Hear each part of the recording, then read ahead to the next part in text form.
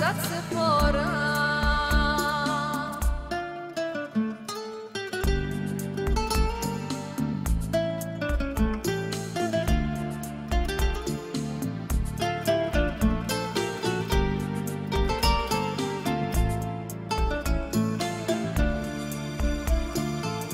امیدی نو در قلب ما، پیام شادی بخش انجیل نزد ما.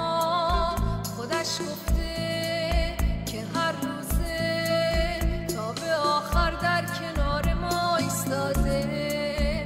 دست به دست با او راه رویم، مژده نجاتش به هر جا رسانیم. در محبت بنا شویم، در حضور قدوسش آرامش گیریم. پس چرا باید دگر از آینده بترسیم؟ دست به دست هم نهادیم، در نامش پیوستیم.